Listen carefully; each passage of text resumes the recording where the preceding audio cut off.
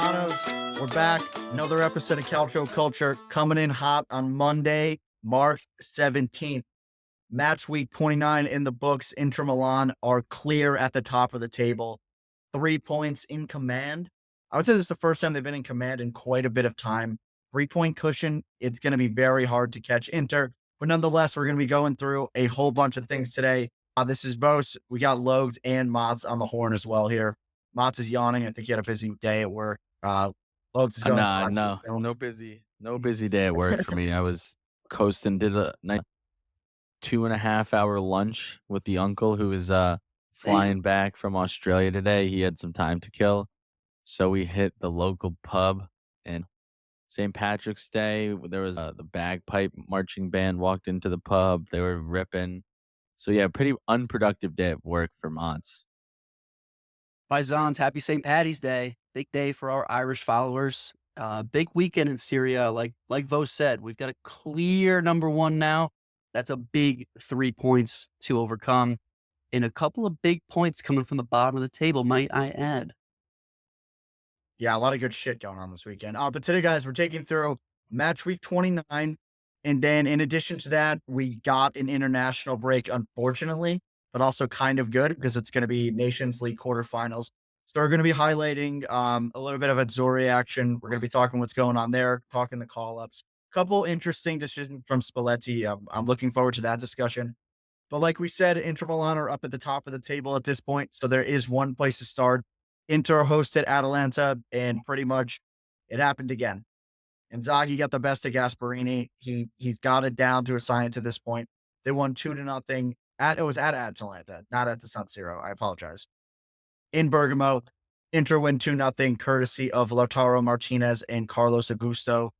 Two big guys for this team that stepped up. And once again, just Atalanta does not have the formula down to beat Inter. Like at the end of the day, it was a better score line than last time, but Atalanta they just don't have it to beat this Inter team. We're so structured in a way to stop that lethal counterattack realistically.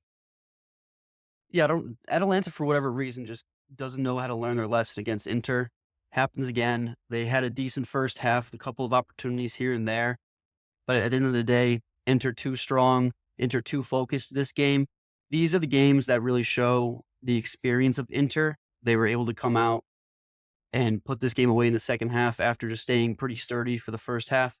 Unfortunate on the first goal. They come off a extremely long break from there was a fan and the fan in the stands unfortunately had a medical incident, but Atalanta comes out in that corner and completely forgets to mark every single man in the box. Carlos Augusto, great header, puts them up 1-0. And then I think they just lost their heads going into the end of the game there. Ederson with a red card. Gasperini also got sent off. And so Lautaro Martinez takes advantage of that, and he puts the second one away to put the game away. My bad. Had to come off mute there. Motts was sleeping like on the corner. Yeah, I've actually yawned 3 times already. It's crazy. But this was probably one of the only games I've seen Inter concentrate for a full 90, which is good on them, right? It seems like they only concentrate for a full 90 in like the massive games, but then again, they don't because Napoli was bad, Juventus was bad, Milan games were bad. But I really thought this was a masterclass by Inzaghi again.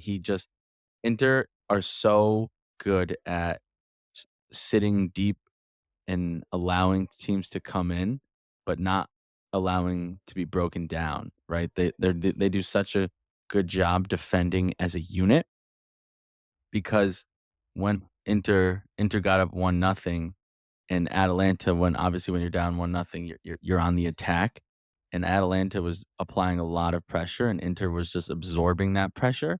And when they had the ball, they were like, we're just going to pass it around them, not really try to score too many opportunities. But we know that Gasperini is going to tell his men to just start pressing like crazy, start sending guys forward, and they're going to make a mistake and we're going to capitalize.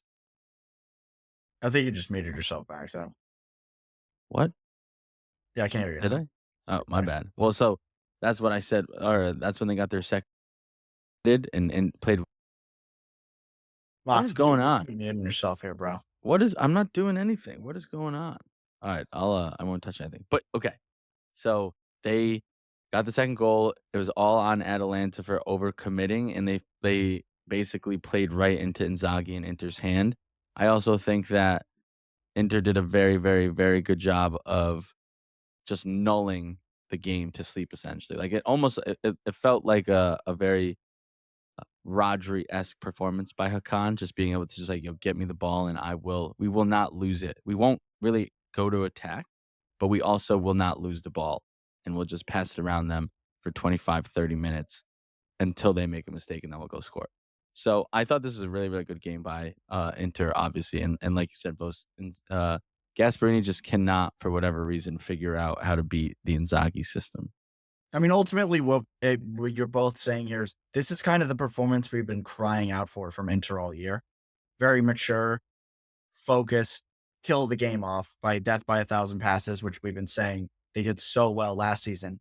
And we finally got in here in a game where they couldn't create a ton of chances, although they did create some really good chances in this one. They weren't willing to expose themselves at the back, which is what we've seen against some of the worst teams in the league, giving up those late goals too.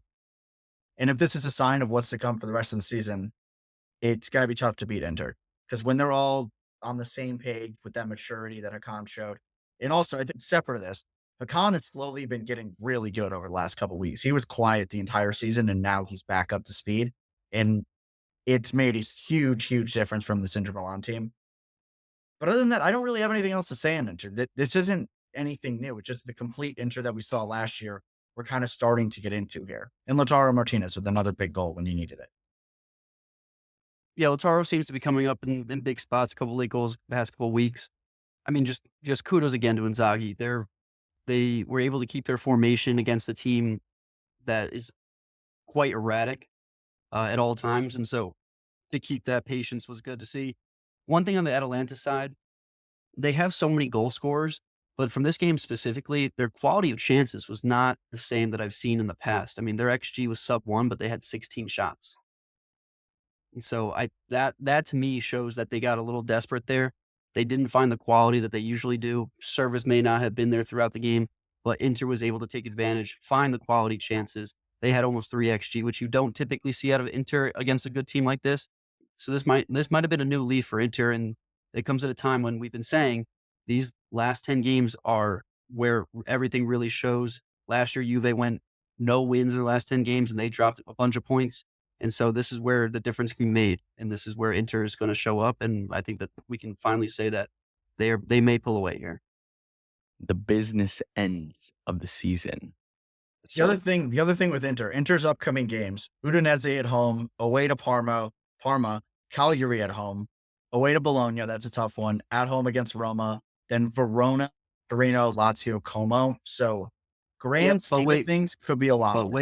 But wait, you forget they got Champo and they got Copa. Yeah, that's So true. you gotta play those games in. You got middle of the week, big competitions. Who they're playing first? Inter, I think in Champions League. Bayern. Bayern, Bayern. yeah. Inter's playing Bayern. They're playing Bayern, and then obviously they got a back to back at San Siro. So yes, interleague play not as tough, but they still got to manage their men. And with a couple of injuries, they might get in a little bit of trouble there. Yeah, big on the injury front. Dumfries got hurt in this game. I don't know how long he's out for. And Federico DiMarco is still hurt. That's a very big loss, especially with Bastoni now being suspended in the league. Carlos Augusto has filled in nicely since he came back from injury, but now when you lose Bastoni again, you're kind of back in the same spot.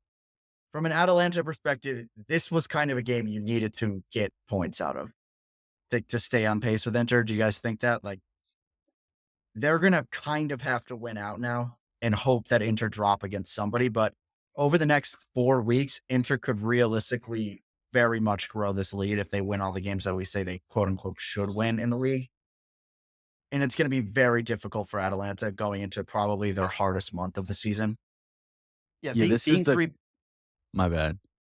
No, being 3 points off is completely different at this point in the season than being 6 points off. And so they had a little bit of the advantage of their destinies in their own hands. I don't think so anymore.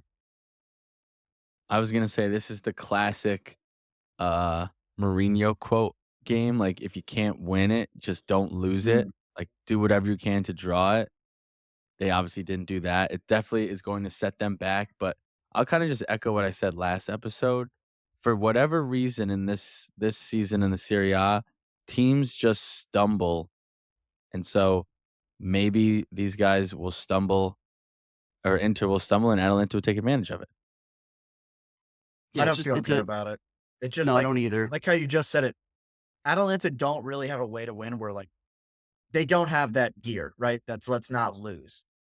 The gear is either go 100% to score a million goals, or it's there is nothing else. That is the only option. Is really the problem, which is an issue when you get into situations like this where you can't game plan for just getting points. And I guess that's why theoretically they've been a really good tournament team, and that's doesn't quite translate to league, which we're seeing year over year over year.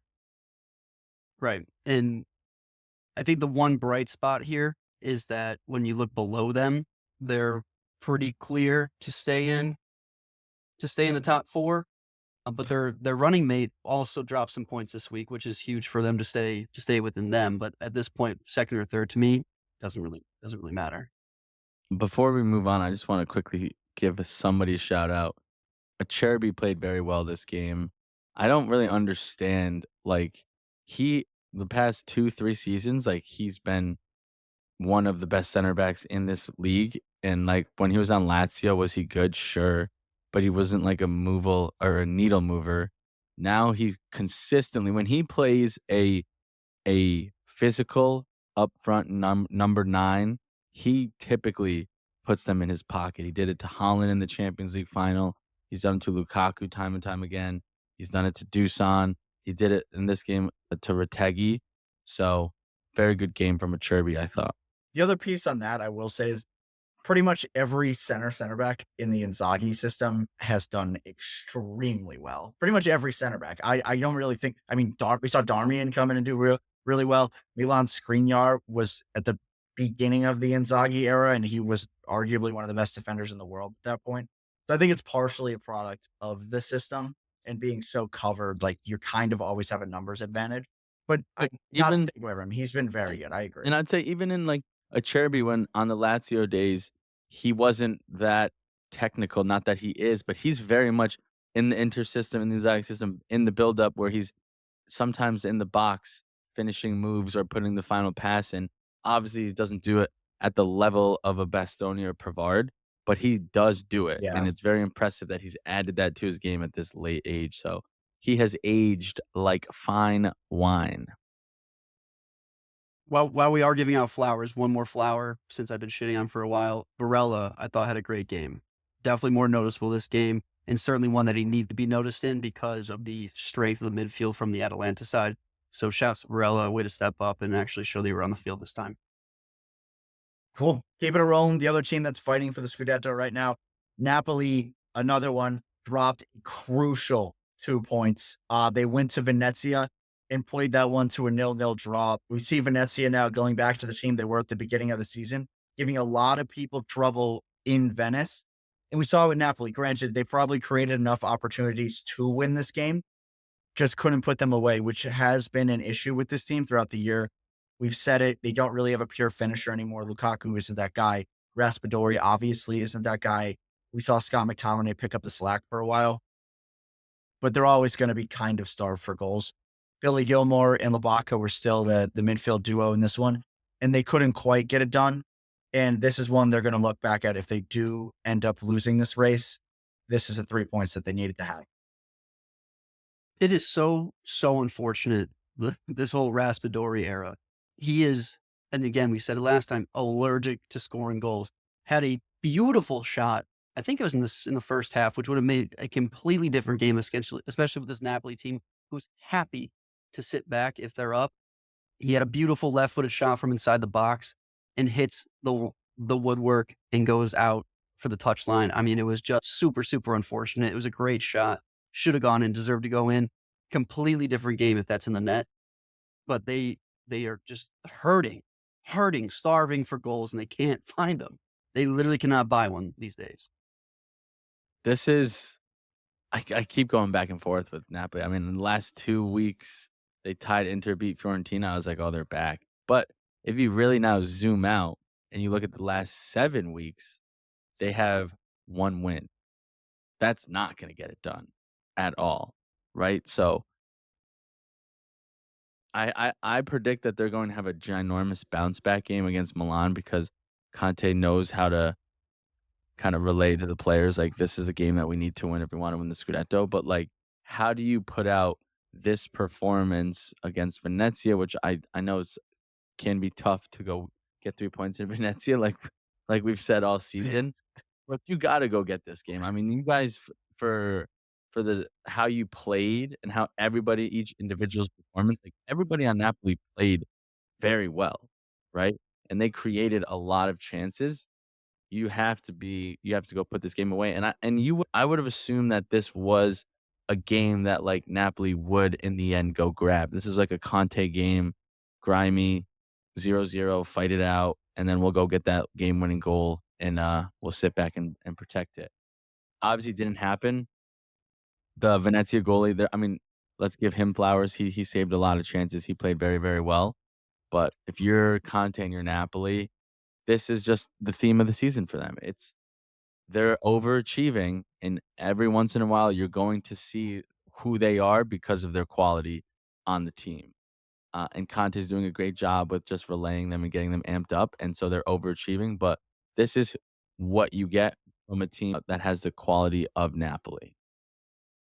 Yeah, I think part of the other issue with this, and it comes back to the squad building realistically, is when you need to get a goal, like it's getting late, they don't really have anybody to come off the bench and like drive it forward. It's Gio Simeone is kind of like your goal scorer, but I'm not going to say that that's the guy to do it. Zombo came off the bench in this game, but even Zombo isn't like that creative force that's going to create the goal necessarily. So you don't even have any way to turn to be like, oh, okay, I'm going to switch things up, get a really offensive player on the field. And that makes it difficult. In if Inter's in this situation, they're rotating the strikers, they're rotating the midfielders, they're getting attacking players on there to go and get that win. And I think there's a number of other teams that are in this group, even Atalanta, Bologna, we've seen it now, that have that squad depth to make a little bit of changes. And Conte doesn't have it. And I think you nailed it on the head, Motts. They're overachieving, and this was expected at some point, really, in not getting the results where they should be getting them because they're just not good enough yet. I have a question here. So obviously Cavada left, and they were linked to Garnacho, Adeyemi, some other players. Do we think if they got one of those guys, they're tied with Inter, or are they beating Inter? Where do we think they are if they replace Cavada with obviously not somebody of his caliber, but one of the guys that they were linked with? I certainly think they're better off.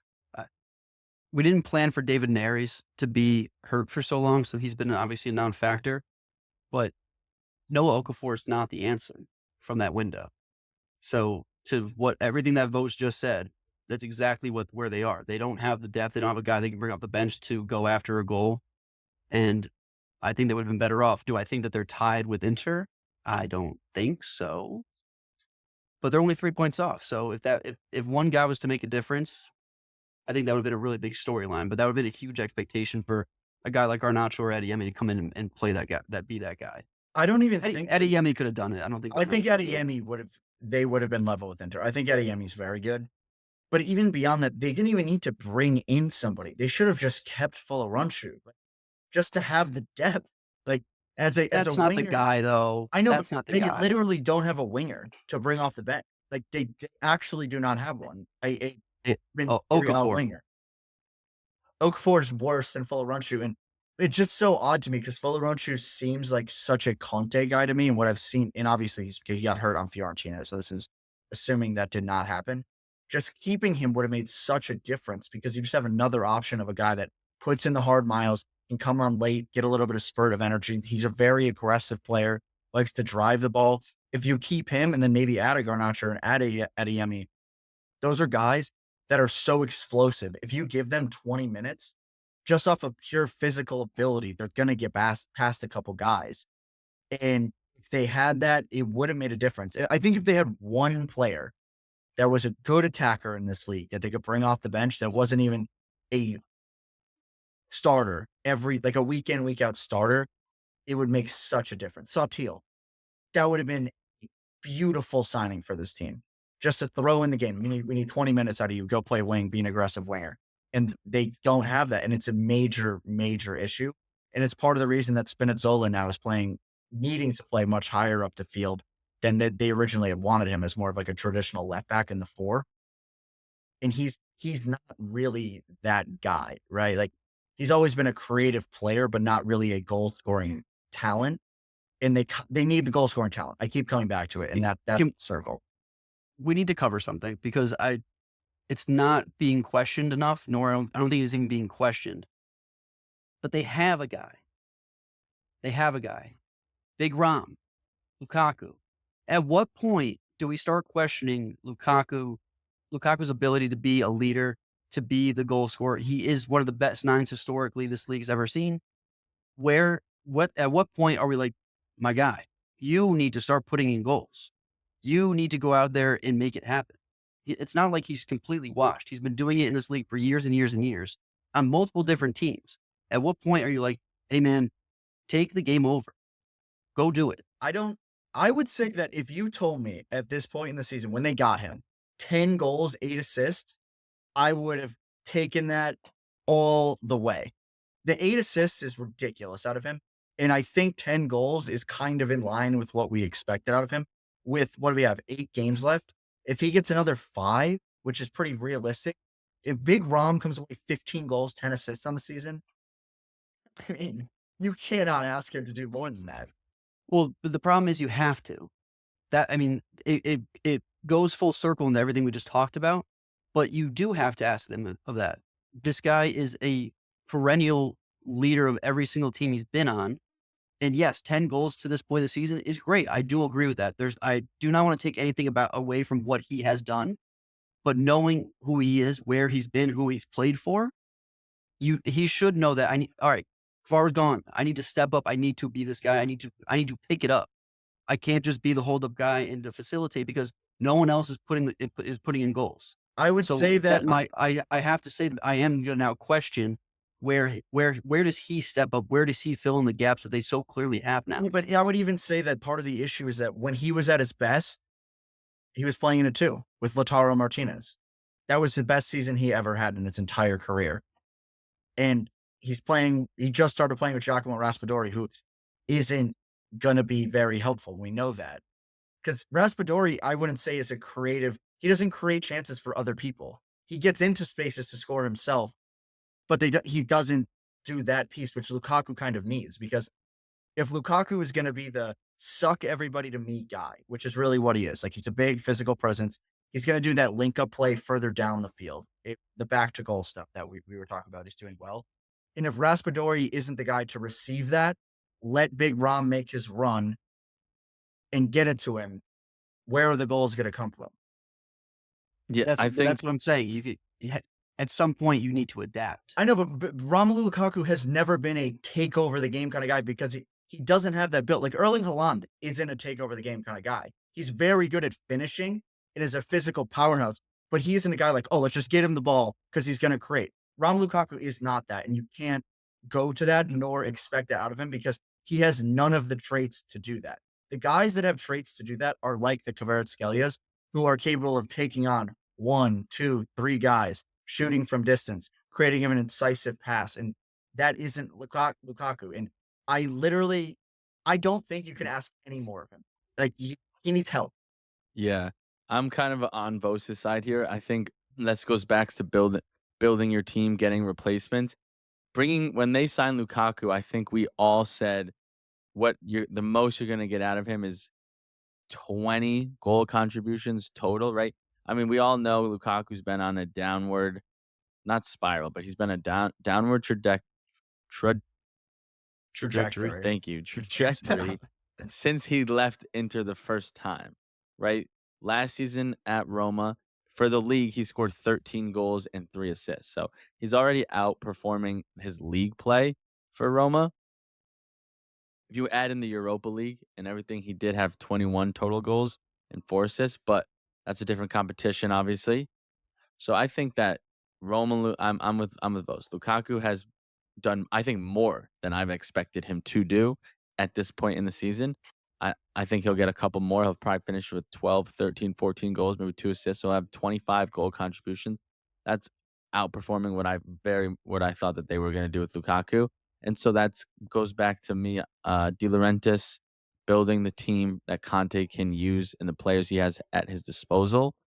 You need to get some backup so he can go to somebody else that can be effective if Lukaku's not. You need to replace a Cavada once Cavada leaves. You need to do all these things in order to win that Scudetto. And time again, I think you're seeing De Laurentiis is the reason why Napoli might not be able to get this done. And Conte, being the masterclass that he is constantly overachieving what De Laurentiis keeps trying to like. De Laurentiis tries to shoot Conte in a toe, and like at this point in the season, Conte's got like 4 toes left, and he's still dragging the squad to the finish line. Well, the Uh, other thing with when you go back to the squad building, for the amount of money that they basically spent 30 on David Neres, 30 on Lukaku, 30 on McTominay, 35 on Buongiorno. You go around the league at what other teams did with that kind of money. Why wasn't Gudmundson here? Like Gudmundson makes sense when you think about what Conte wants to do, the kind of players he wants. Like there was guys around the league that would have made sense, and just with their recruitment, it's kind of questionable with the actual player selection because with the amount of money they spent, 30 million euros, you can get a lot of players for that, especially in this league. You can kind of pick guys. I mean, that gets you Retegui. Like, Moise Kean. yeah, there's a lot of things. And at the beginning, like Retegui wasn't like an unknown commodity. When he went to Atalanta, the first thing I said was, this is my pick for Golden Boot. So I don't know why he wasn't on Yeah, Napoli's I don't list. think if Retegui goes to Napoli, I don't think he's doing this. No, But I he don't is think doing quite he's doing that. what Napoli need in terms of just a little bit more goal scoring. Yes. And listen, I just want to make it very clear. I'm not dogging Lukaku for what he's done up to this point. I just have expectations for a guy who's had this much experience in the league to try to figure it out, and especially against Venezia, especially against a relegation team. That's my point here. I'm not saying 10-8 is not a good stat line. That's leading AC Milan by miles.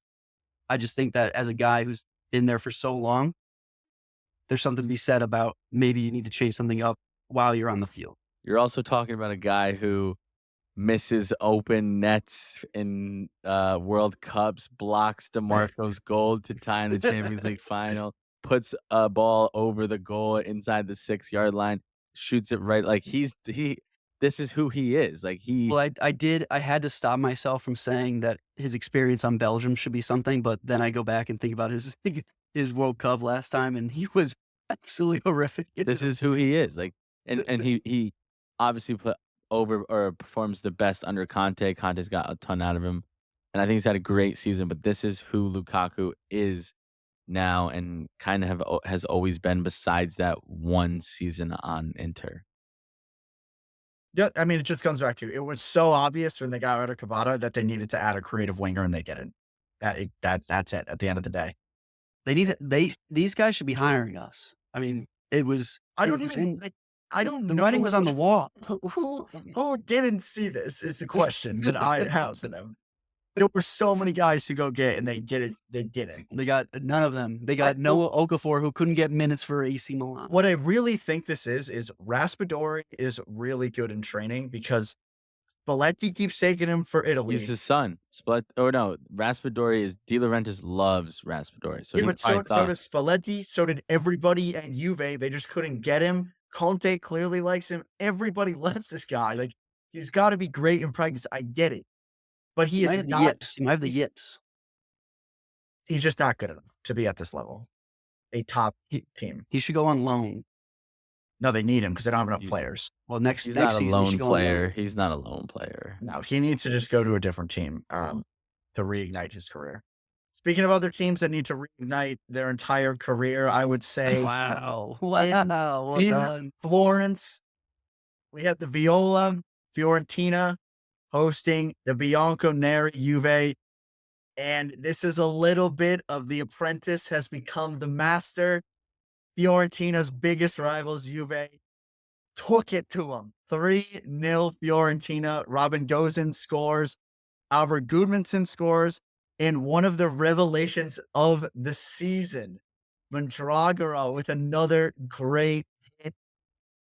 I don't know where this came from. This is a huge bounce back game for Fiorentina. And this is what we saw from them at their peak this season, I think. This is the first time I think we've seen it in probably 4 to 5 months. But this goes to show Palladino thinking in different ways. They went back 3 in this game. Dodo, Gozens, they're guys they relied on all year getting it done. They both of them put in an absolute shift. And then a midfield 3 that we haven't really seen much of in Cataldi, Fagioli, and Mandragora, which was a very industrial 3 with a little bit creativity from Fagioli, and Mandragora has just become better and better as a creative force and scoring force. And as soon as I saw the lineup in this game, Moise Kean, Albert Gudmundson up top with a back 3, threw money on Fiorentina. That is such an electric duo up there, dude. That is so problematic to deal with, and I just knew they had it, and from a Juve perspective, garbage performance. Terrible. Awful. Motts, what do you have to say for yourself? A couple of things before we get into it. Number one, I'm just realizing now why Logan's wearing the Fiorentina jersey. I did too. I did not put that together. The second one is another little statistic for you. Fagioli had 2 assists as well. So couldn't play for Juve, but against Juve he can have 2 assists. Now I know Vos talked a little bit about the Fiorentina lineup.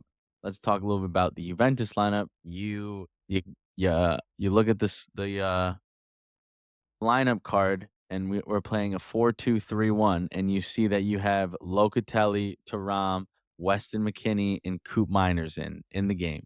That's 4 center mids.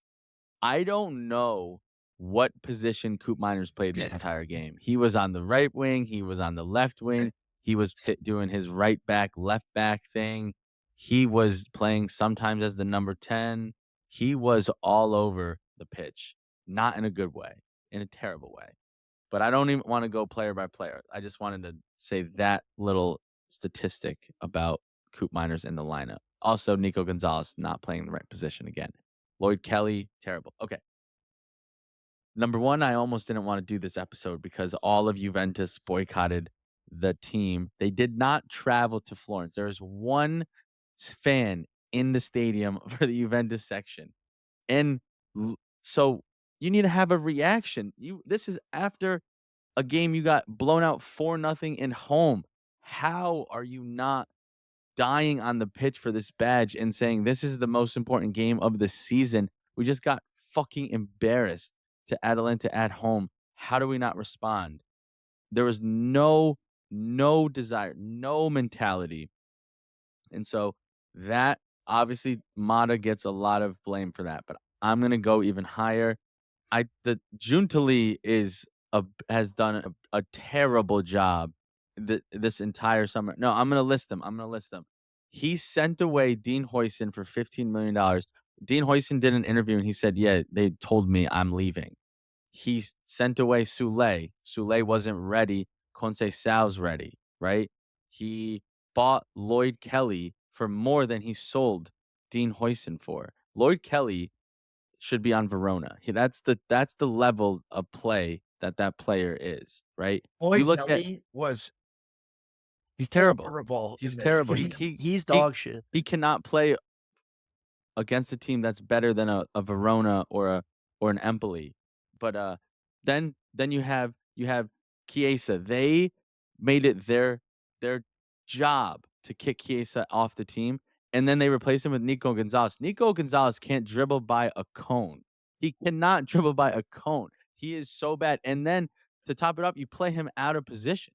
So you just, in every way you look at it, the players that Giuntoli has decided are Juventus level are nowhere near the Juventus level, because the Juventus level that I grew up on, that I fell in love with, is we do not lose a game. Juventus used to be feared in all of Europe. Juventus is now not even feared in Italy. You go play Juventus and it's like, oh, we're gonna beat these guys. there's that. They used to be feared in all of Europe. Now they used to be like, we cannot lose a game. Now it's like, hopefully we get a draw. Like, what are we? And that comes down to the mentality. And I don't think it's just on Mata. That's the mentality of the management in Giuntoli. That's the mentality with Thiago Mata, and then that's the players. But Giuntoli is not evaluating the players good enough for the Juventus DNA that do not allow a loss that will die on the pitch that I've grown up on. I don't, and I'm not done yet. I'm not done yet because Giuntoli went to the press and said, "Hey guys, don't freak out. This is only the second loss of the season in a row. Like we haven't really lost a lot." That shows me Giuntoli's mindset. That's a fucking terrible mindset. Sure, we've only lost twice in the league. That was a embarrassment, those 2 games. No, in the league twice. In the No, league twice. that was the third time. Great. Third loss. Oh, that was yeah, you're right. So, but 2 losses of that embarrassment is what he was Yes. saying. However, the Empoli game was an absolute embarrassment. The Champions League knockout against PSV was an absolute embarrassment. And the worst part about all of this, the worst part about it all is after all of those, yet did we win games? Sure. There's been no reaction to the players by the players. There's been no desire, no will, no nothing. They're scared. That we were, and once again, and this, then I'll let you guys go. Juventus were technically in the Scudetto race. I said that they don't have a chance, right? But they were 4, 5, 6 points off number 1 before the Atalanta game. So, granted, the Juventus project was always top 4, which I think in and of itself is bad, right? Juventus's project should always be win the league, win as much as you can.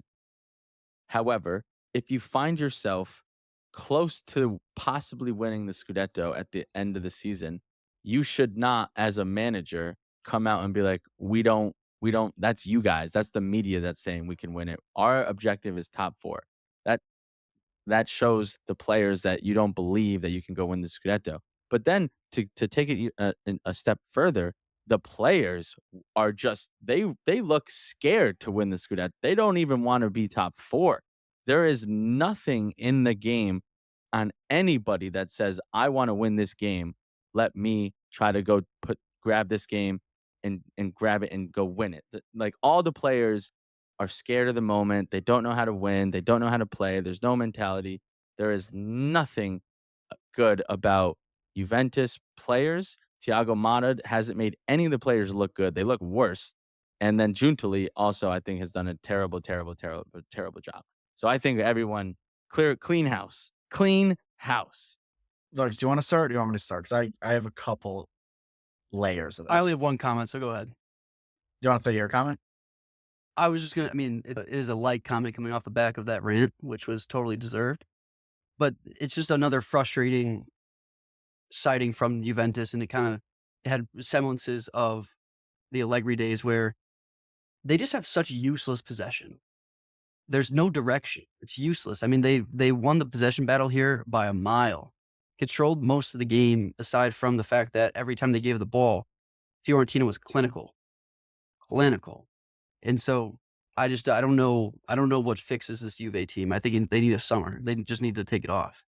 Fair. That's Okay, it. so Motts, I think we have to do a reality check a little bit because at the beginning of the season, we were saying how good of a job Giuntoli did assembling players that I think more or less everybody agreed upon. Like this is a good team capable of competing for the Scudetto. Maybe not going to win it because it's going to take some time. Did he whiff on Dean Huijsen? Yes. I would say the Chiesa one is still kind of fine. He hasn't done anything since he left. We've been saying that Soule hasn't been great, and he's finally getting to form now. So I think the team is still the right team. And super, super important that we still point out, Bremer's hurt and Juan Cabal are hurt, who we thought were probably both going to end up being starters this season. Or Bremer, obviously. But Juan Cabal was kind of the logical left back that were to be used. What I don't like is we haven't seen Savona in a really long time after he was probably their best right back for a massive part of this season, and I get that. What I don't like is there has been no progress from a tactical period. So I'm okay with everything Giuntoli's done. I'm taking this step by step. Mm-mm.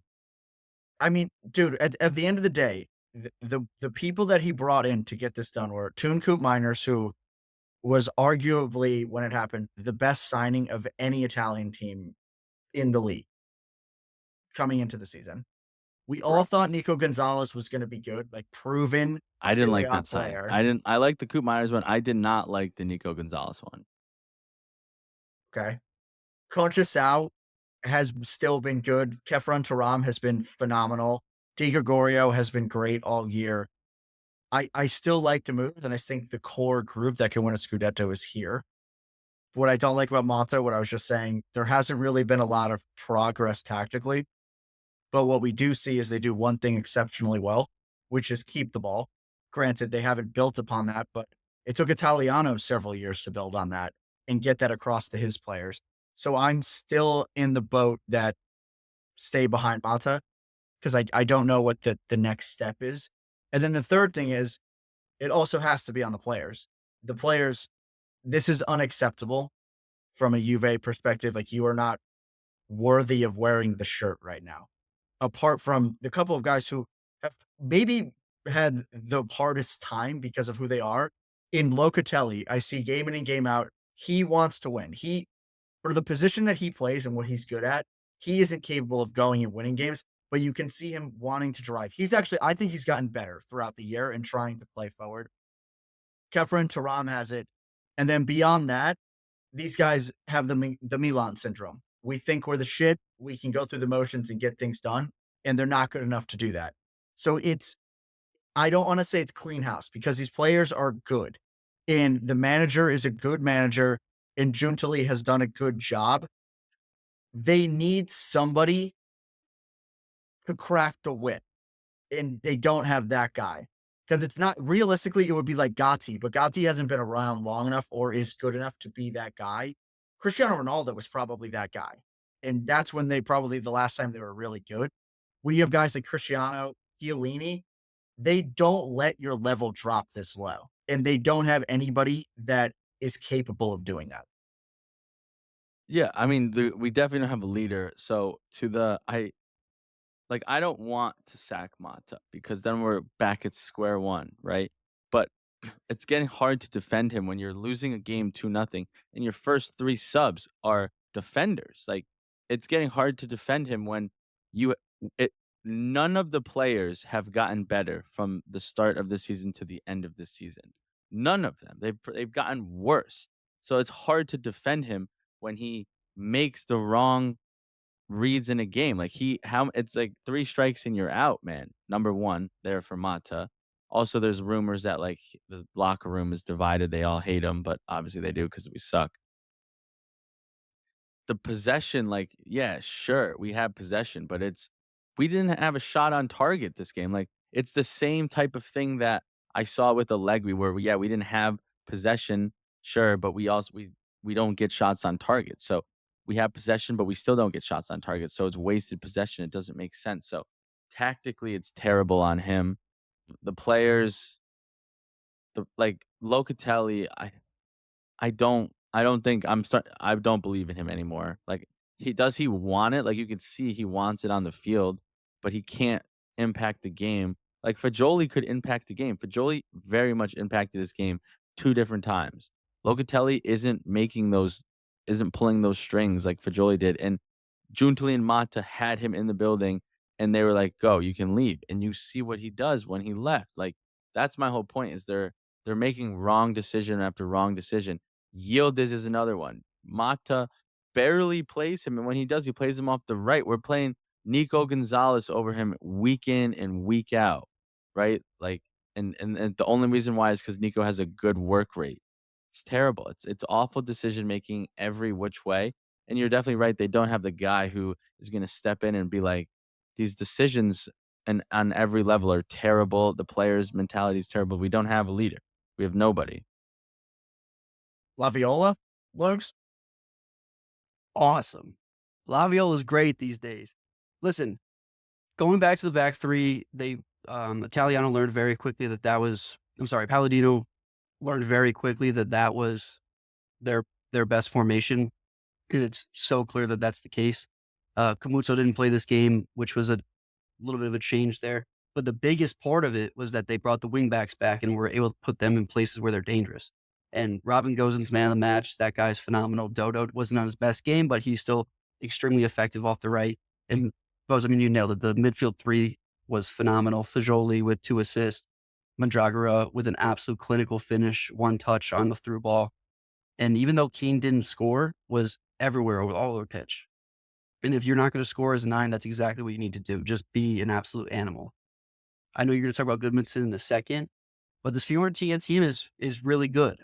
This is not, they haven't had the exact results or enough of a run to keep them in conversations for Europe. I mean, they're only a couple points off here and there. We'll see how they end up for the last couple games of the season. But I'm looking at next year, and what they've started to build here is absolutely promising. I don't know if De Gea is coming back, but he's been such a strong point for them. I'm not sure how many of these guys are on loan, but the buys that they have had have been great additions.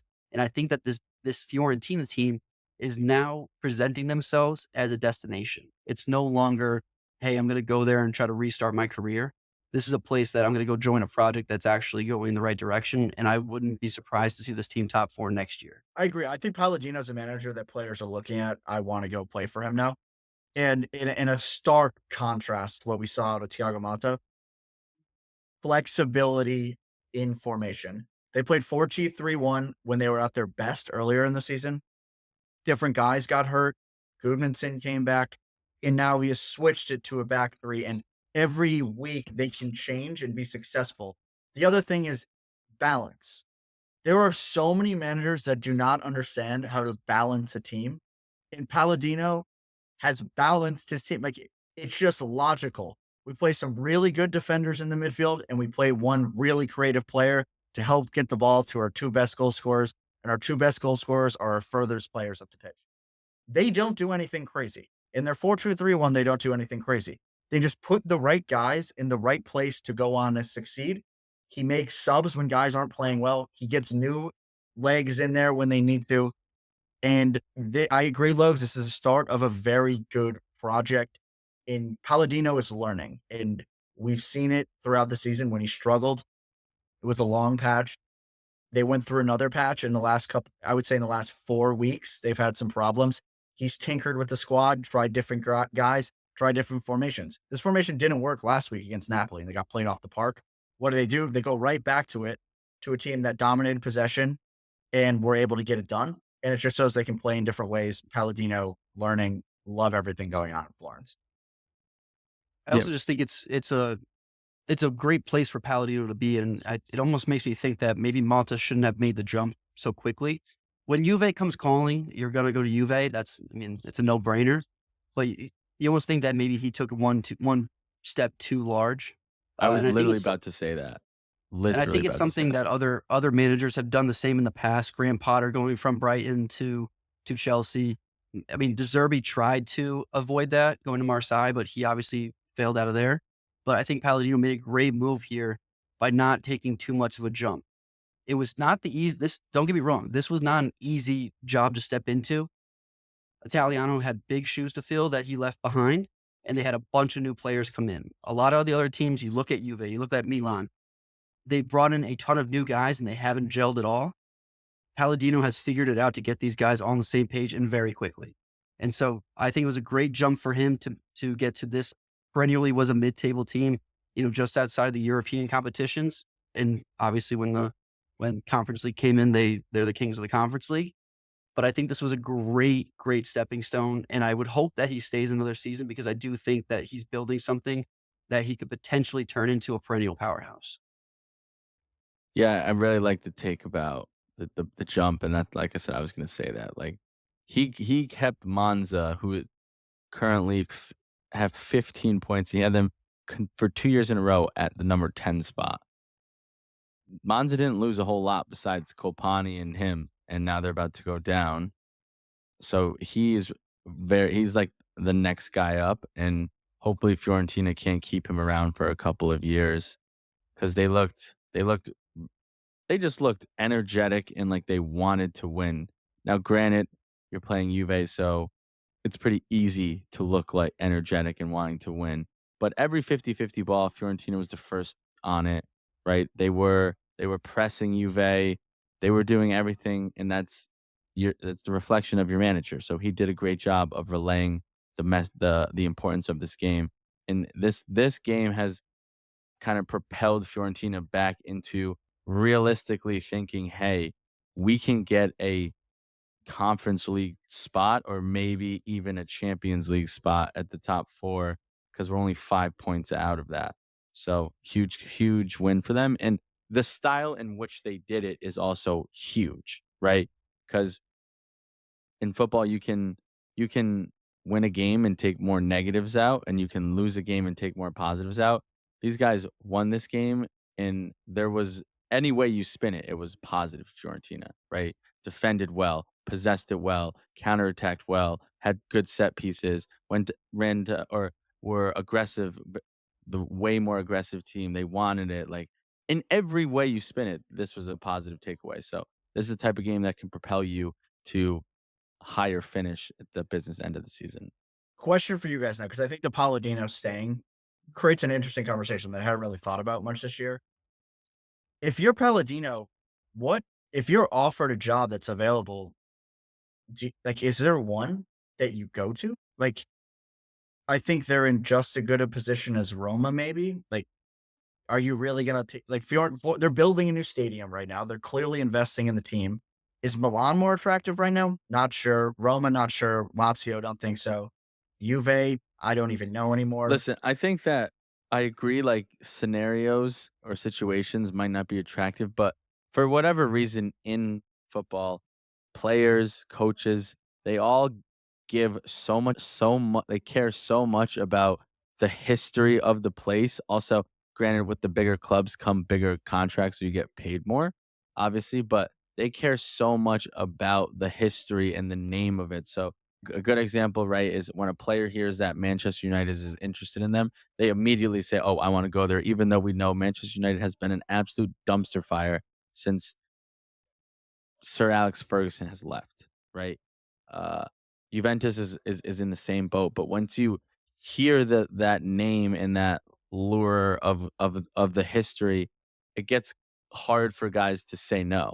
So I do think in the situation that Florence and Fiorentina is in with, he should stay. But like if Milan come calling or if Juventus come calling, it's very hard for somebody to say no to that because of the weight of that position. And if he's the guy that like turns them around or brings back glory, like he'll be loved in that city. You know what I mean? So it's just hard to say no. But I would, if I'm him and I have a choice, Fiorentina or Juventus, I'm sticking with Fiorentina. Like, it doesn't make sense. Well, I think as of late in the season in particular, it just goes to show that you shouldn't just go get that job just because it's the big name and the history and the big money. Because you could easily be out of a job 3 months in. Milan now through 2 coaches, Roma through 3 coaches, Motts on the chopping block. I would not want to be in that position as a younger coach and derail my career after a bad performance on a big team with huge expectations. I'd rather build myself up, continue to work through the ranks. I go from Monza, keep them up for a couple of years, go to Fiorentina, build a new project, become a powerhouse, and then make the final jump. If at all, if I even need to. Who knows? I mean, let's not get this twisted. Fiorentina has a bit of history here. This is a perennial Serie A team that I'm not sure. I don't know the last time they were relegated, but I mean, they're building something strong here. They have a great core. They have players that love Palladino. They have a city that loves the team.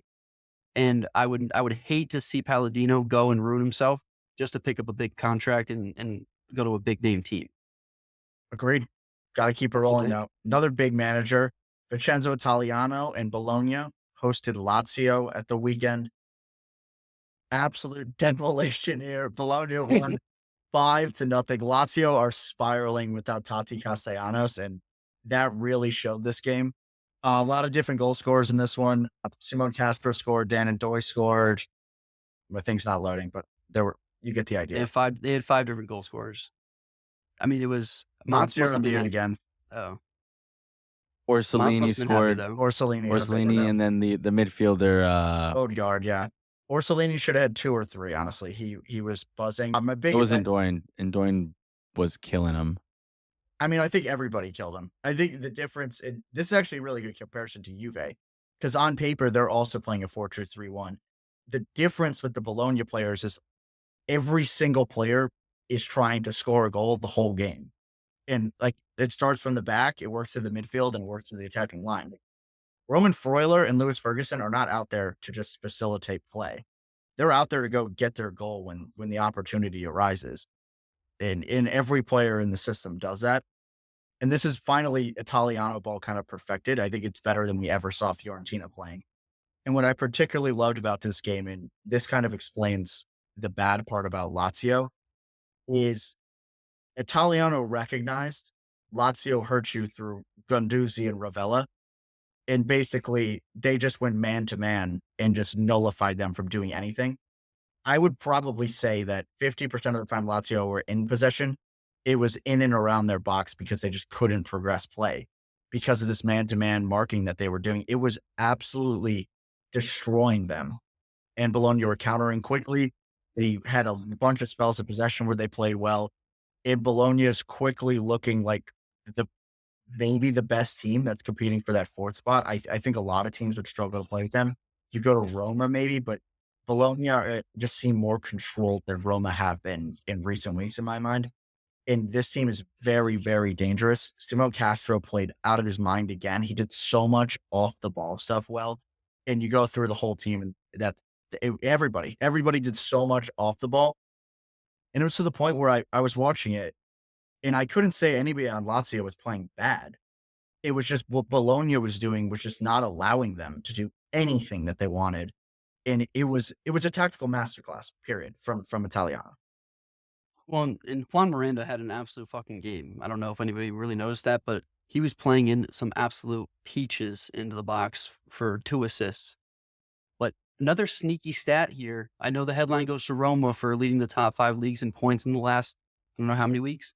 Bologna is fifth most points across all top 5 leagues in the past couple of weeks. So they're obviously hot. I am eating every single word I said about Bologna. They are a good team. They're a good club. And all of their players are getting hot right at the right time here. I think it would be, if they don't finish top 4 at this point, I think that that's a devastating outcome for them. I think they need to be gunning for top 4 right now, especially just given the form that a lot of the other teams in that same position are in. So Bologna has, I believe, 1 point more than where they were last point in the season under Mata, right? But they played 6 or 7 more games with the Champions League. Now, I'm going to kind of stick with my theme and give more of the credit to the sporting director of Bologna, Giovanni Sartori. He used to be the Atalanta one who was able to build up this kind of Atalanta project to what it is and how they identify lesser costing players that fit very well in a system or a team. Because, yes, Bologna did lose, obviously, their 2 powerhouses in Calafiori and Xerxes last year, but they replaced them with a couple players, Castro being one of them. And he just does such a good job of identifying players that fit well in a system and can play well together. He's done it before. He's doing it again. And to your point, Bose, about how Bologna have the ball and Juventus have the ball a pretty similar amount, but Bologna is looking to score more.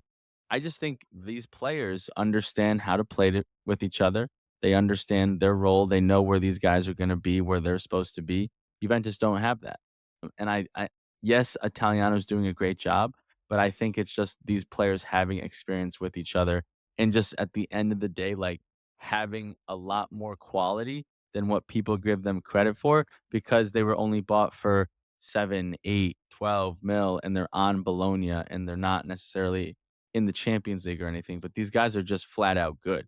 And they're just they play together, play very good together as a team, and they've been together now for 2, 3 years, so they know how to play with each other. So I do think Italiano's doing a great job, obviously.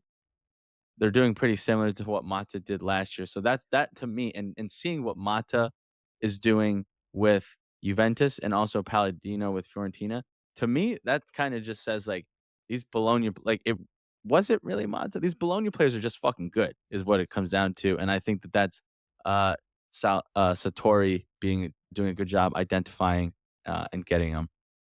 Lazio perspective, I think squad's not quite there yet. The other problem is they played Vicino as the kind of second striker cam, and that hurt them pretty heavily. Ordinarily, we see Castellanos and Dia there. Dia was playing as the more advanced striker. A big part of their buildup was Dia's really good about releasing and going to pick up the ball a little bit deeper, and playing as that advanced striker really hurt them. So I think they have some squad building to do in the summer. I still like the project, but they Does need some Latito support. buy players? We'll see.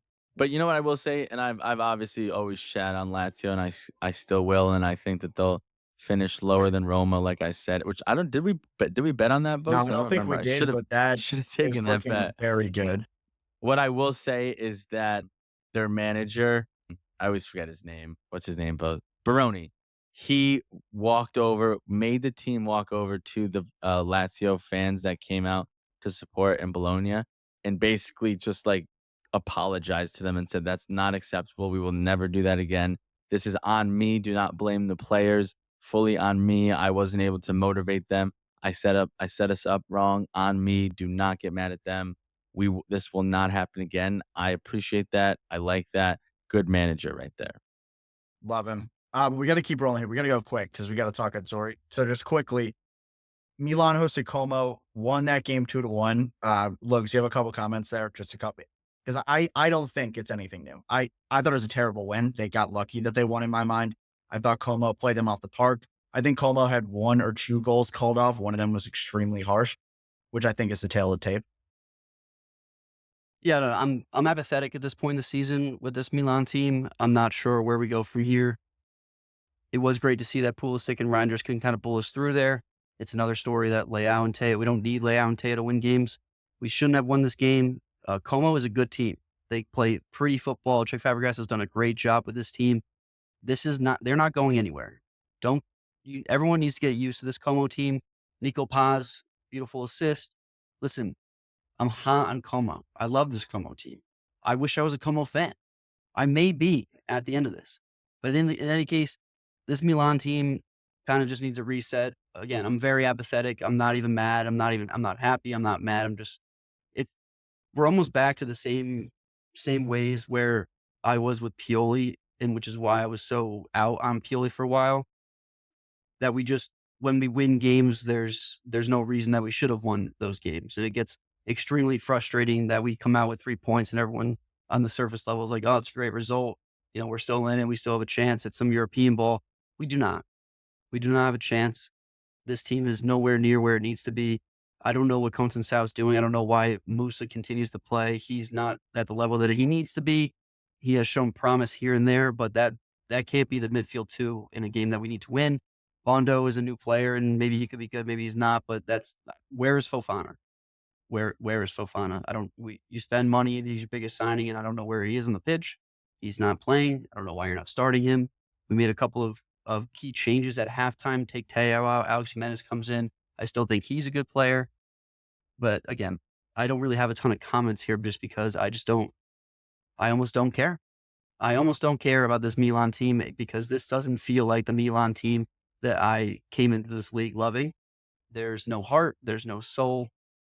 And it's really sad to watch. I have a It's quick sad. rant, but I think Mons had something to say too. I just really quick was gonna say, who has said Milan's getting a European spot? Love I me. think everybody's been out on that for a long time. Yeah, me. I have a quick rant, and I think Conceição should listen to me. Genuinely. I genuinely think this. Santi Jimenez needs to get benched. Tammy Abraham absolutely needs to be playing. He came on and completely changed the game, and he's done that the entire year when he's played. The way Conceição was wanting to play, it makes sense to play Tammy Abraham. They're not getting goals from their striker. He's a playmaking forward at this point in his career. He presses really well. He does a lot of work from the team. Santi Jimenez is doing none of those things. I don't know what justifies him playing. The other piece of this is what I saw from Willy Bondo. He needs to be playing every game. And a big part of Milan's issues in the past have been that Fofana is the deepest lying player, and he really is chaotic. And I don't think that's his best position, nor should it be, because he is so prone to running up the field, trying to drive the ball, trying to make really aggressive passes, that I think that the midfield pairing should be Bondo, Fofana, Reijnders, and I think it would make a big difference. I think it would solidify the core spine of this team. We saw them at their best when Benacer was playing. They had kind of like a spine guy.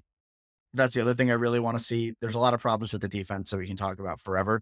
Those are two quick things that I would like to see happen next year. I don't think Contrasal is going to be the guy to do that. And the last thing is Ruben Loftus-Cheek came back in this game, and we saw some sparks of what he's capable of doing, primarily in winning the ball on defense and then driving it very quickly and kind of beating a man. So it's good to see him back. I'm not sure where he works into the team with the guys that have come in around him, but there's a player in there, and somebody's going to benefit from having it at some point. Well, we've Well always been said. hot on we've always been hot on Ruben Loftus-Cheek, and I'm glad to see him come back. And your point on Fofana is well taken and is true. You need somebody to kind of hold him down. I will say I do disagree with the Benacer take. He was horrible towards his end I didn't mean of, this year. of I his meant tenure. like when Milan was been at their Sure. best the last Yeah, but couple he always had a good partner. I That's feel why like, I think Bondo, Fofana, Reijnders work really well. I think Reijnders is a very good 8, not composed enough to be your lone 6. That's the way I think about it. I don't want to talk about it. I think we could talk about it in another episode. I'm just gonna say this: I'm so out on the 4-2-3-1 formation. I cannot stand it. Just go 4-3-3. Play a number 6. Have 2 8s. Have one of them be box to box, and one of them more creative. I cannot stand this 4-2-3-1 double pivot nonsense. Hate it. thank you, Motts. I like a lone 6. I agree with you. I don't like the double pivot with the defensive midfield or whatever you want to call them, twin 8s with a 10. I don't love it either, but that's another whole other discussion. Keeping it rolling. Roma beat Cagliari 1-0. Got it done. At the end of the day, that's all it was. Got it done. Notably, Paulo Dybala got hurt. It was out for a month. He was crying. He was very upset He's out about for it. at least a month. That was inevitable.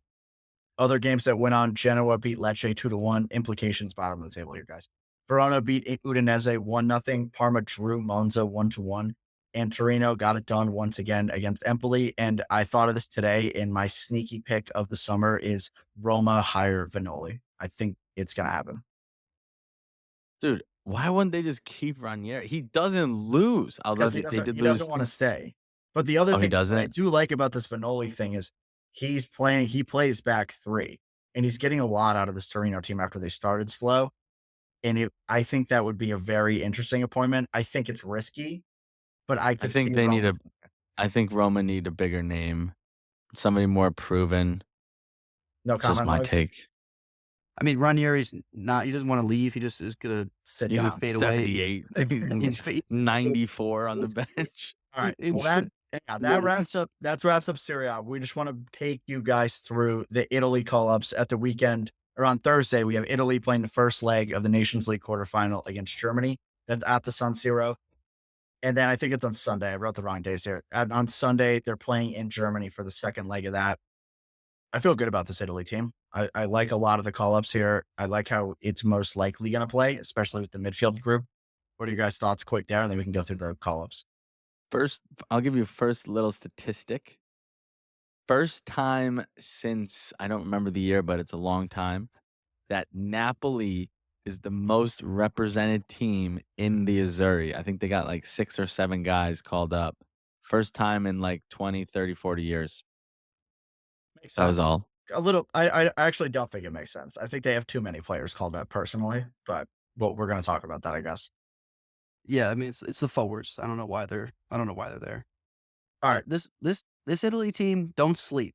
Don't sleep. I think this is going to You'll be be sleeping. a little bit old school Italy where they're just never going to concede a goal is how I think this is going to get set up. Honestly, they have so many good defensive players. Let's just start at GKs. Not a lot of drama here. We know who the goalie is going to be. One of the hottest goalies in the world, Gigi Donnarumma. Also, probably the best goalie to have in a penalty shootout because he just takes up Easily. the entire net. Like if he dives the right way, I think he saves it like 98% of the time. Like he just needs to guess the right way. And He's save. massive. Yeah. He's gigantic. And Spalletti could not go without I told his you. bench buddy. I told He you. could not go without his bench buddy. That's a crazy take. You look at Alex Zorio, but fucking Moret, staple of this Inzori team. The other thing is, we had a discussion about this. I think Moret absolutely deserves to be on this team. He's had a phenomenal year, has been good with his feet. I don't think Di Gregorio has seen enough action. I would have taken no, Di he Gregorio. as of late he has. He has. Yeah, No, I would. It's I would. Di I would. Gregorio. Moret has earned his spot for sure. This isn't just because Yeah. Spalletti wants to smoke cigarettes with Moret. Like Moret has had a good season. I would say that. And then the last guy they took was Vicario, who I honestly have not watched any Tottenham, but I know they've been bad. So I was a little bit surprised by this one, especially when you have two Italians in Serie A, which I know it doesn't really matter, but like you like to take some guys there, especially for the third goalie. I would have liked him to take Di Gregorio or Carnesecchi.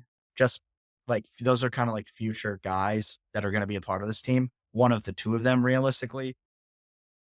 Not going to make a lot of I mean, news. It's not it- really all that much drama. It's just preference, I guess. I mean, it literally doesn't matter because Donnarumma's still like 22. Yeah, Donnarumma So, is He's is gonna be there next. for forever. Yeah, Donnarumma, and he's so informed. Kicking it on. Oh, I should separate this. I didn't do it yet. We'll go center back group, right? We'll go center backs. Yep. Presumably Bastoni, Buongiorno, Calafiori, Camuzzo, Federico Gatti, possibly Gio Di Lorenzo, depending on what they do. I don't think there's any question marks about who this should have been. I think this group makes sense. Camuzzo is the only guy. I think he's had a bad month of football, which is, I think, part of the reason why he did not play at the weekend. But it's good to get him. He's definitely better than the Leicester guy that keeps Yeah, that's making true. team. That's definitely true. So I think that would make sense. The other thing with that is he is the only righty in this group that has consistently Lorenzo. played in a back three. Di Lorenzo sometimes as plays a in the right back center three. back, though. Yeah, That leads me to my point. We saw Di Lorenzo in the Euros. He's only older. He can sort of do it on Napoli because in the Serie A, there's not as lethal people on the wings attacking you. But when he goes up against a quick, fast guy, he can't do anything. I just stop taking him, right? Add a younger guy and let that younger guy get the experience in this competition rather than having a 32, 33-year-old Di Lorenzo who we saw get absolutely barbecue chicken by anybody in the Euros. And that goes back to the constant problem that is Italy. This is a great opportunity to let a young right-footed center back in this competition get his feet wet. And what does he do? He takes his son. Stupid. I would have liked to seen Gabbia go here. I know he hasn't been great, but just for the long term development of the team, I think it would have made sense. And Di Lorenzo, even Empoli's got some young right-footed center backs that have been having a decent Isn't year. BT ready? BT's Like, ready. Let's just try somebody else out than somebody we already know what he is. But listen, if this is a back three, I think Camuzzo fits in extremely well there, Yeah. especially given the fact that no matter if you put Buongiorno or Bastoni next to him, he's got a ton of support. Or And I think Calafiori. or Calafiori. I don't think Calafiori is going to be the center back, but if you put Buongiorno or Bastoni there, you're going to make Camuzzo feel extremely comfortable. Yeah, it'll be interesting to see. He plays with Pablo Mari right now, so it's got to be better than that. I want 3 left-footed center backs. I want it so bad. I want it so. Play Bastoni there. He could do it. Bastoni is so I said that. good. I did say that. Bastoni could play on the right side. He I could don't know. totally do it. I think they should leave Bastoni as the center back. He was so dominant in the Euros there. He was. He had a great year, but Bastoni's so good. Like you can and we've always talked about how the center back is the least you can hide a center back in that position. Like the right center back and the left center back have slightly more duties to take care of. And that's why I think Bastoni, he could do it because he's so smart. He's tactically good. He's defensively a monster. Play him at right center back. Play Buongiorno. Play Calafiori. Do it. It would be nuts. Okay, let's go into the wingback group. Presumably wingback group. There's a little bit of things that can happen here. Important to know, we forgot to mention this. Cambiasso got called up. He was considered in the wingback group. He got hurt. It looked really bad in the Fiorentina game. The early tests say nothing. So there are people on Twitter that say Cambiaso Faked it. did that so he can get off the field. So I'm Just I'm I'm terrible. assuming Cambiasso isn't going to be playing. So the other guys they brought, not a lot. They must be going back for because if we include Di Lorenzo in that group, Matteo Ruggeri from Atalanta, left wing back, who I thought's been great, and Destiny Udogi, another left wing back. So it's interesting here because presumably now it's Di Lorenzo as the right back in a back four, and then your left back. They've been using Udogi in the past. Calafiori can run. He's been playing Yeah, left back a lot for Arsenal. it depends what he does, right? If he goes back three, this looks really different. If he back four, it's two completely different Yeah. lineups. Which I'll say this about that. That's not a good not you don't want that. You need to know your lineup because what we saw from I know DeMarco is hurt and is not in yet or is not in this lineup, but what we saw from DeMarco when we were playing a back four in the Euros was terrible. He was almost non-existent. Couldn't do it. And DeMarco is such a good player that you need to have him on the pitch. So in my opinion, Italy should be going a 3-5-2. And if they're gonna go a four back in this competition, why are you going a four back in this competition to then switch to another formation? I get it, maybe because of personnel, but it's just going to confuse the players, I Yeah, think. I agree. And I DeMarco is hurt. I think we forgot to mention that.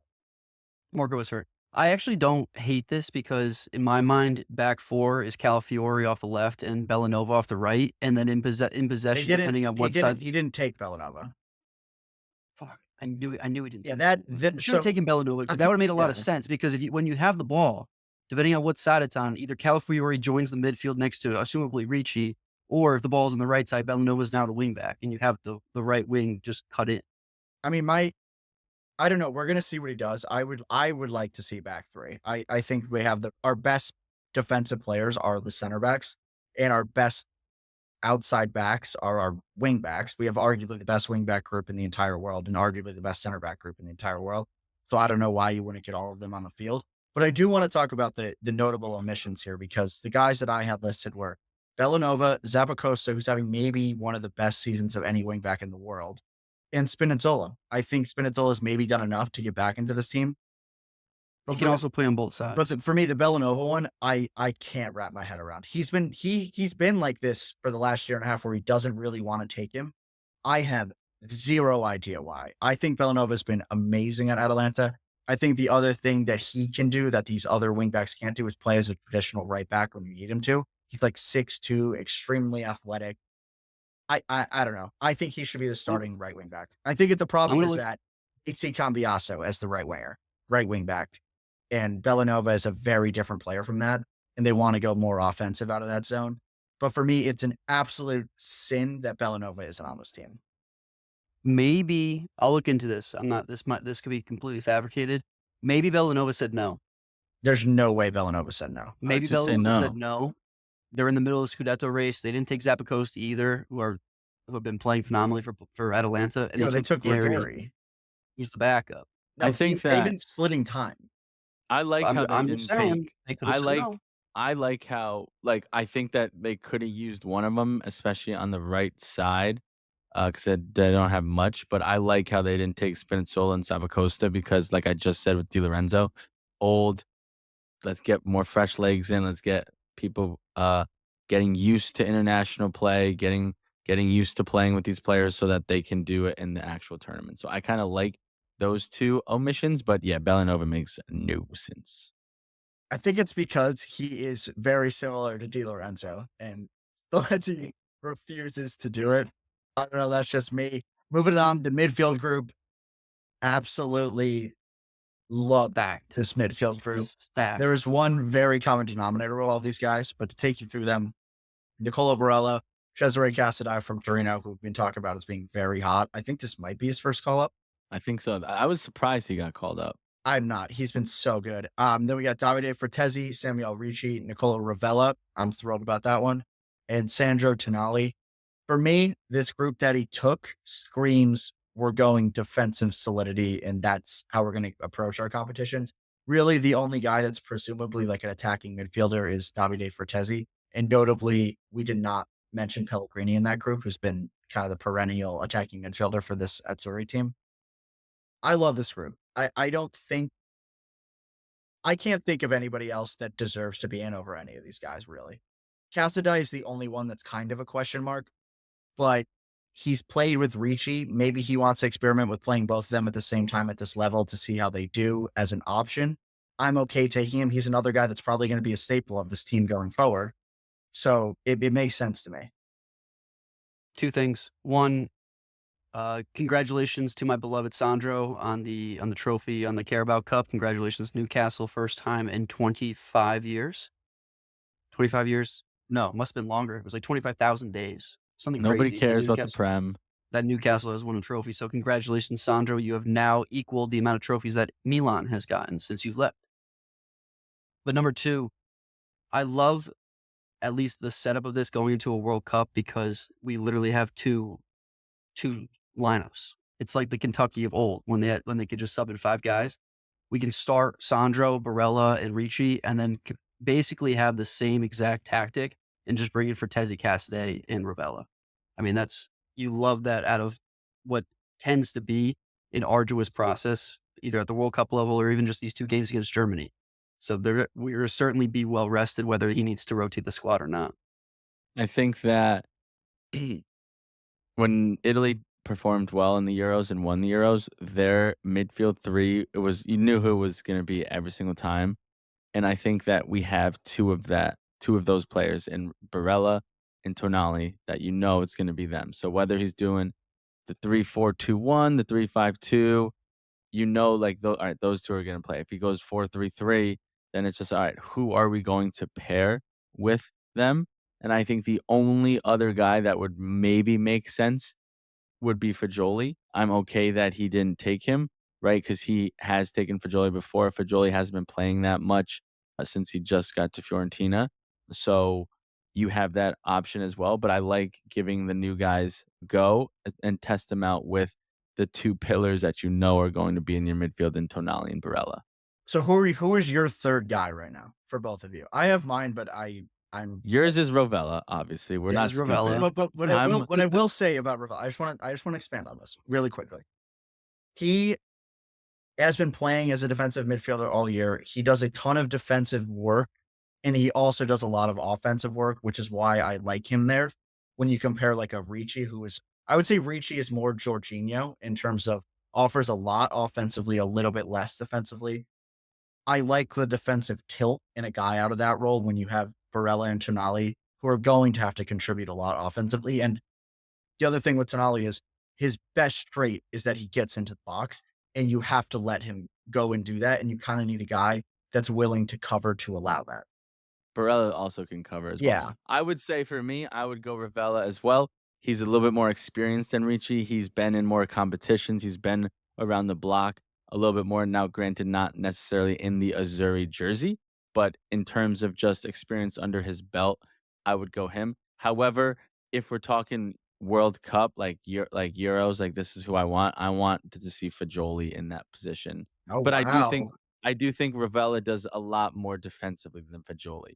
But I think Fagioli can control the game a little bit more than a Ravella.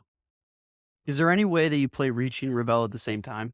No. Yeah, I think so. Fagioli can play up, but like then you got to take Tonali or Barella out. Yeah, which You is can not play him gonna at the happen. same time, but you shouldn't. You don't like, and that would have to be latter half of the game, 80th minute. Maybe you're in extra time and you're taking one of those guys out, but I doubt it. But you can do it I'm because going Fagioli, to say it. I'm going to say it. The diamond is alive. dude, the diamond is They're actually. not diamond. playing a diamond. They can play the Okay, diamond. so I don't know the you last just team answer the that's played a question? diamond. What? Answer the question. They're not playing a diamond. I would like the diamond, but they're not going to do it. I'm going to go Ricci. I think that's fair. The athleticism in those 3 is just ridiculous. Before we move on, I think great omission to not take Locatelli. I understand why Spalletti made the call when he did way back when. Pellegrini, same thing, hasn't been it. Those guys, yes, they're good, but they are not having good seasons. I like not taking them. A couple other, I just want to talk through the omissions really quick. Fagioli, I think, is going to have a really hard time getting back into this team because it appears that the area he's going to be playing in on Fiorentina is a little bit higher up the field. We saw him playing as like a pure 10 when he first got there. He's now playing as like an 8, but a very high 8, which is kind of difficult because Tonali and Barella are going to hold those positions, and I'm not sure that's Fagioli's best position. And there are some guys out here that are a little bit better than him in that. The other two guys I wanted to throw into this list that are omissions, I think Mandragora is starting to put together case to make this team as one of the eights, especially as a guy that's going to come off the bench and just get shit done. I mean, if you're up in a game and Barella or Tonali are hurt, I think Mandragora is a great option. And then the other guy that I think long term, looking ahead to World Cup, who is absolutely going to make this team is Pizzilli. I think he's very similar to both Barella and Tonali, and he is continuing to get better the entire year. And I think he's going to be one of those backup eights very quickly. Yeah, I think that the Mandragora take is a little bit premature. Yeah. I would say almost very premature. Certainly has been good for Fiorentina, but people forget that he's been in this league now 5 or 6 years. Maybe he's a late bloomer, maybe not, but I think it's a little premature, but I do like the shout. Pizzilli has a long way to go, but that's going to be a guy who's he's going to be neck and neck with Fagioli the next time around. Motts, I have a question for you. Before we hopped on here, Logs thought that Baldanzi was better than Pizzilli. Just want to get your thoughts there. I like Baldanzi. I think that's such a terrible take. I think Pizzilli's so much better, but Roma boys. Love the Frascos. The games I've watched of Roma, I just see Baldanzi is like a little ball of energy. He just wants to score. Yeah, he's just so chaotic, dude. He's too much Raspadori for it. He's just more flashy. I mean, he's going to be in your face a little more than Pizzilli is. That's true. But whose ceiling is higher, whose potential, it's obviously Pizzilli. But yeah. All right, last group of guys. I'm not going to break this out into strikers and wingers because it's a little bit muddled. But Moise Kean, Lorenzo Luca from Udinese, Danny Maldini, Matteo Politano, Giacomo Raspadori, Matteo Retegui, Matthias Zaccagni. That's the group. This is a very diverse group of strikers, right? He got everybody that could do a little bit of something. So like Kean, Retegui, and Luca are like the pure nines. Politano, Zaccagni, Raspadori more so the wingers, but can play as second strikers. Same with Maldini. Listen, I don't hate this group. I really like Kean, Retegui. I think those guys have to be the starters. I didn't love seeing Lorenzo Luca, but it makes sense because if you want to take out Kean or Retegui but still have a big nine, you have Luca there, right? I think they're slightly weak on the wings. So if he does do that 3-4-3 or 2-1, kind of clips his wing, because even the ones that we took like Politano, I don't think can give you a full 90. I think Zaccagni is obviously good, but there is a drop off. Like I think he's more of a rotational piece, not a starter. But overall, I like this group. I just think like when push comes to shove, whether he's playing or not, like Chiesa needs to be in this lineup. Yeah, 3 things for me. One, I like that this forward group is starting to finally fill itself out. Last international or over the summer, we kept talking about how it was easily the weakest group, and I think we finally started to see some guys come through in Serie A that are now going to show themselves on the international front. Number 2, Lorenzo Luca. I agree, Motts and Vos and I talked about this before we got on, that was a questionable one. I do think that he is a humongous body. I like him because he's just like Vout. He's that horse, but he's Italian. But two guys that probably should have gotten a shout, maybe over him at this point right now. Pinamonti out of Genoa and Piccoli out of Cagliari. Maybe not far enough along in their careers, and maybe Spalletti doesn't even know who their names are. But I think those guys are probably more value adds than Lorenzo Luca is at this point. And then number 3, it's just an absolute travesty that Orsolini's not in this. Yeah, I think the people that make the decisions on who the lineup is Orsolini's like blacklisted because he could have made it the Euros. He never ever makes the team, and it's just like, what does this guy have to do? He consistently has scored 10 goals in the Serie A for like 3 or 4 straight seasons. Like, what else do you need to see from him? Yeah, he hasn't played for Napoli. Like that's the only reason Politano's on the team. Orsolini is just way better version of Politano, and there's no reason not to include him. I think on Logan's point, what I don't like about taking Lorenzo Luca over maybe a Pinamonti or maybe a Piccoli is he's a little Scamacca for me, where he's not going to put in the hard miles, and presumably he's coming off the bench. And in those guys, you need them pedal to the floor for 20 minutes a game. And Lorenzo Luca definitely isn't that, which is what worries me. And I don't know what the purpose of bringing him is. On You the might flip see side, I think I really like that Skamaka take because I think Lorenzo Luca can not finish like Skamaka, but he's more of a pure finisher who can in the next or the last 10, 15, 20 minutes go get you a goal where the other two might not be able to do I that. don't know. I think Pinamonti would be an interesting one. Pinamonti is Skamaka 2.0. The only reason they're not taking That's confirmed. Pinamonti is because he's on Genoa. And Yeah. I think he deserves to be in the team more than Lorenzo Luca. I think he meshes better. My question for You you bring guys, on go ahead, Lokes. No, I was just gonna say, if you bring on Lorenzo Luca, you might be seeing the Italian version of Haji Wright. Let me Yeah, just get that out there. exactly. He just stands. He doesn't really run hard, and I don't like that out of a bench player. But my question for you guys is: do you think we see Keane, Retegui playing together? You have to. Those You have have to be to. the starting two. You have to. I think I want 3-5-2. 3-5-2.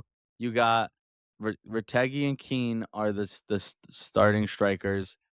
DeMarco, Cambiaso, right wing back, left wing back. I'm going all three left center backs or left-footed center backs, and then I'm going Barella, Tonali, and probably Ravella. But I would like to see Fagioli in the Ravella role. I mean, who's to say that Fagioli doesn't down the road make the team and play as that 10? Because right now the 10 is kind of just Frattesi. But if you go I to think Marco, I don't think that's his best spot though. I think Fagioli is so good at just kind of like Pellegrini-esque, where he just understands space, understands like he can play the 6, the 8, the 10. He can do box to box. He could do it all. He's just not as his work rate's not what like a Ravella is or as good defensively, but what he does with the ball at his feet, I think is so underrated.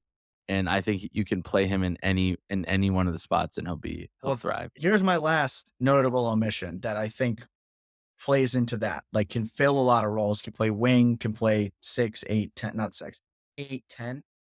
I would have liked him to see Spalletti take Moretti. I think that he would have offered you a little bit off the wing and maybe to play as that 10 when you're not really bringing any true 10. I think Moretti would be the closest.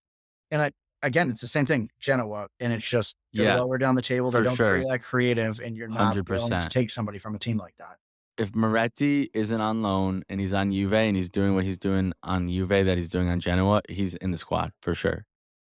Yeah, I mean, I guess maybe what you could do, you've taken Maldini a couple times, maybe give Moretti a look there, right? But I'd say Maldini's probably doing a little bit more than Moretti is right now, although since he made the transfer, he's kind of fallen off. Yeah, I mean, yeah, Moretti. But he made the he made the jump to Atalanta.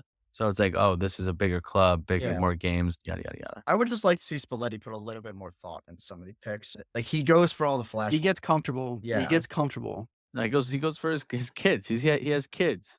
He has people that he has to take, or else his wife will get mad at him, right? So it's Di Lorenzo, And his Gudmundson. Raspadori.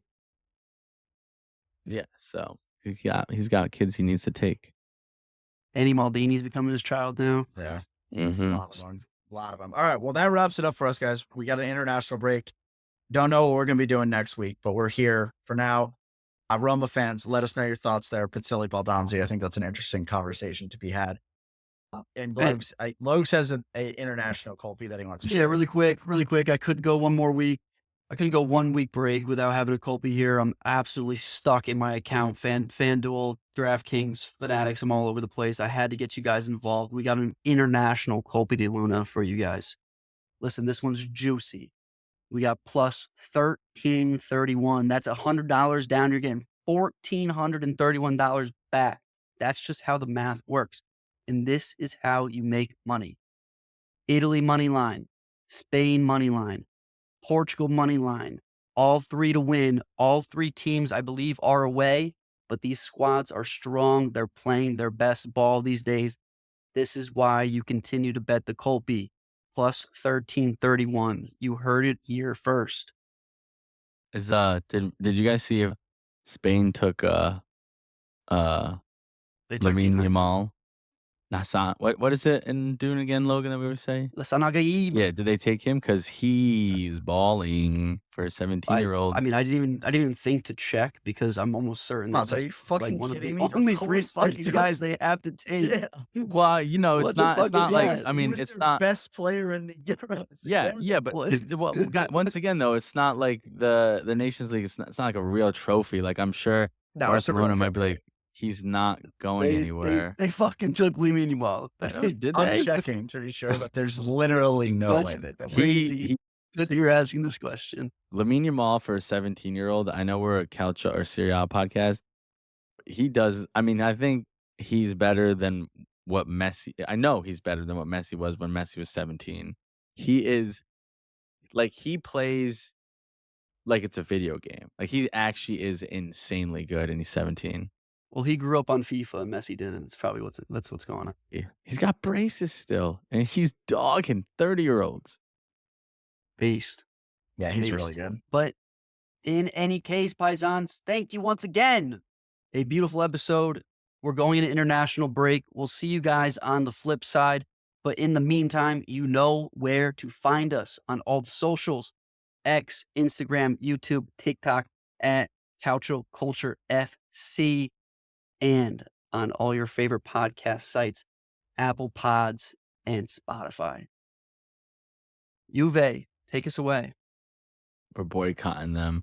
We're gonna move that to the front part, though, right, Logs? That's what we talked Yeah, about. I meant to say that at the beginning. Yeah. So for all the paisanos still listening, we appreciate it. Hour 30 in, one of our longer episodes, but we love it. We love doing it. So as always, do not be a gagoots, and Forza Calcio Culture.